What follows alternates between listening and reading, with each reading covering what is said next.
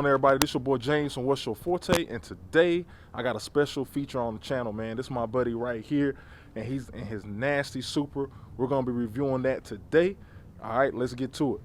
All right, everyone. So this is Anthony's Supra right here, man. This thing is clean, man. He ended up picking this up. How long it's been? A couple months now? Yeah, I picked it up in October. Okay. 2020. Yep. Traveled to go get it.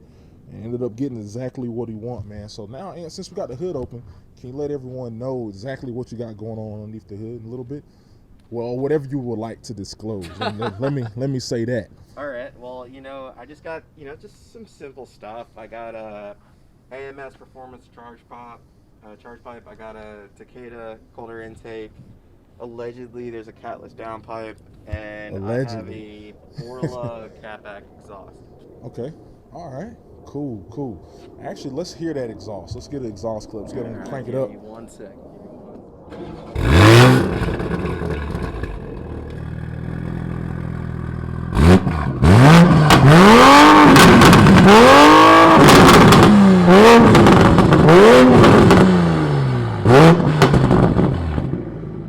All right, so it looks like we got some stuff going on the rear end of the car. So it looks like we got like a carbon spoiler right here. You guys can see right there. And what's going on with this stripe or whatever's going on? What's going on with that? Well, I thought to go in a bit of a different direction. Obviously with the Supra, there's a lot of different designs that you could do. But I thought, you know what?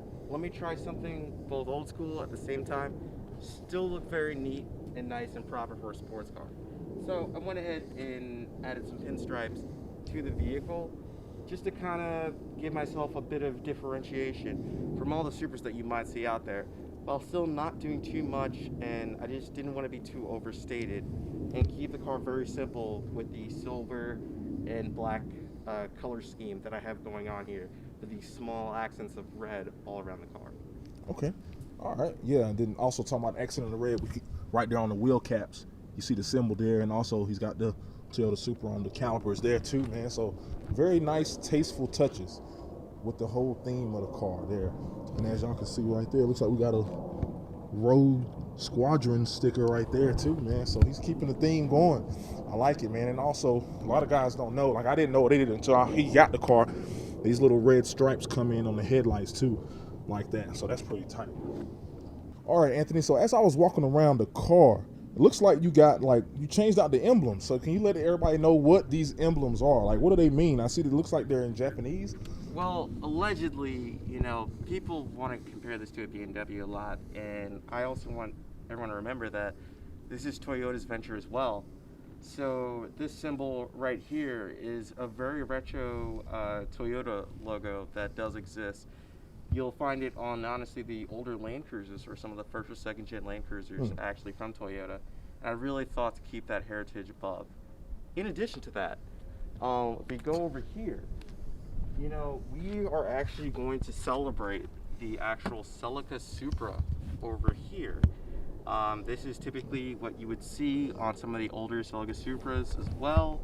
And I thought, to definitely pay homage to what Toyota is doing, that we should just have something small, and I think it really just flows well with the rest of the car, just to have something to pay homage to its Japanese roots.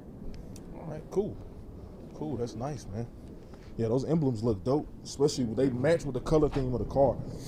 All right, guys, so now we're on the interior of his Supra. So, Ant, have you done anything to the interior? What you got going on the inside of here? Well, nothing too crazy. Just, of course, wanted to keep it very simple. Went ahead and had some carbon fiber paddle shifters added. Right. Added a nice little subtle touch of the Supra logo right here on the steering wheel. And right there. In addition, I've also added, this nice little beautiful carbon fiber accent with the Supra logo as well. Oh, okay. I thought it came stock. Like I guess the non-launch editions. So. Oh, okay. Yeah, it's all about keeping it, or at least for my design theme, keeping it subtle, but also showing a bit and piece of being unique. Okay, cool. I can respect that, definitely. All right, guys, so what we're gonna do now, he's just gonna take me down. We'll go for a little quick drive so y'all can see what that's all about, and then we'll go ahead and close out the video. All right, guys. So as y'all can see, I'm inside the Supra, and it's kind of tight for me. My head's kind of on the roof almost, but yeah, man, this car isn't necessarily built for big people, I don't think. But yeah, man. So all right, we up in the car. Ant's gonna take me for a little drive, show me what the Supra is all about. Well, the BMW Supra. Wow. Wow. Nah, it's all good though. All right, Ant, whenever you're ready. It was at this moment that he knew. He fucked up.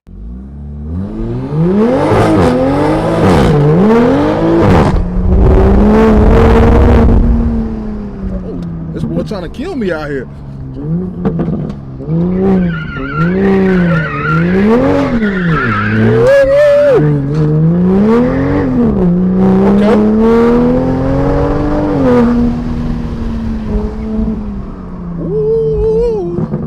Hey, okay.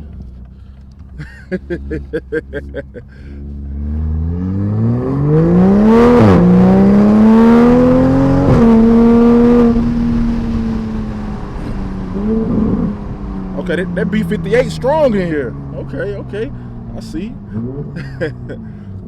I will say one thing, is if a car feels very smooth, like it's smooth, it doesn't feel as like rough and rugged. It feels very smooth. Cause I'm trying to like thinking like my car, everything feels rough, which some, you know, so that's why some people say they don't like the BMW M4s, M3s as daily drivers, cause it is a rough experience all the time. So this car is like, you could daily this and still have lots of fun and have lots of power. So that's one good thing about this Supra. So, Ant, like, since you've had the car, like, what have been your thoughts about it? Because in case y'all don't know, he had a Subaru WRX, and then he switched to that from this. So it's very totally different experience. So what has been your experience so far with the Supra? Well, ultimately, when switching from the Subaru into this Toyota Supra, I really wanted something that was, you know, a bit more high-end, a bit more put together. However, I still wanted to stay the Japanese roots. Okay. I obviously had the option of, let's say, choosing a Lexus RCF. However, you know, I wanted to keep the boost. I really like turbos. I really like the way that they spill up and make power. And personally, I thought this was probably the best route for me to go. And it's one of those cars where, you know, maybe at first, particularly looking on it online, may not really look as amazing as it truly is in person.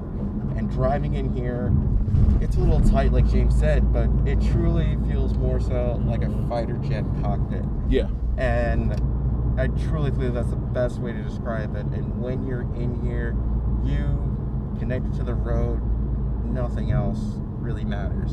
Yeah. You got all the beautiful features that BMW does offer. At the same time, you get at least some of the reliability that Toyota offers. And it's really just a good combination of both worlds.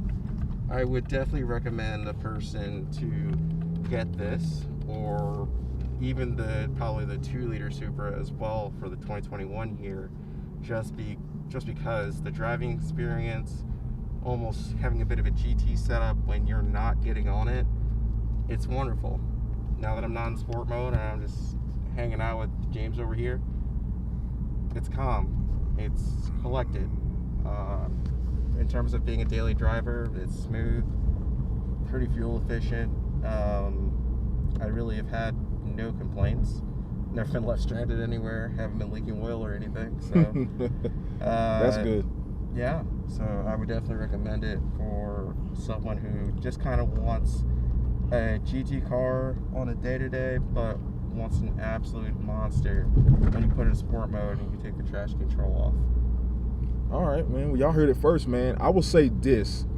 I know a lot BMW has like kind of somewhat of a bad reputation about not building reliable cars. And I know like everybody knows Toyota for reliability. So I would say for Toyota to put a BMW engine in a car, you can definitely know that this engine is tough, it's gonna last, and you can beat on a little bit and you'll be okay. Because Toyota don't play no games. They're not gonna put their name on something that isn't quality. So kudos to BMW, you know, for building a great platform that even other manufacturers want to bite of. So there you go. Also, I'll always recommend, being a Supra owner, that it's a crazy concept. We actually do get indicators that we get to use every single time. You know, it's a crazy concept, and I think it's a real differentiator from, let's say, some of the other car enthusiasts that are out there. That I do regularly use my indicator. It's a real portion of the Toyota makeup. I don't know about German cars as much, but for Toyota, they do have a very good indicator column. Works very well. Highly would mention that's a very key difference when it comes to some others. Y'all hear this dude, man? He don't. Oh, what is that? What's that? A turn signal? You know, it's a very common thing that sometimes I feel gets lost in some of the German auto industry, but Toyota decided to keep that, you know, for Toyota, and you know, it definitely differentiates some of our drivers from other brand loyalties, if you will. Well, y'all heard it first, man. Whatever, y'all heard it first. I mean, I'm gonna plead the fifth about the whole turning signal thing, man. But that's gonna be it, man. We'll go ahead and end this video right here, man. Anthony, appreciate you letting me review your car today. Let me grab some footage and stuff for you, man. And yeah, man. So that's gonna be it. Y'all make sure y'all like, subscribe. And he's trying to kill me again. And we out.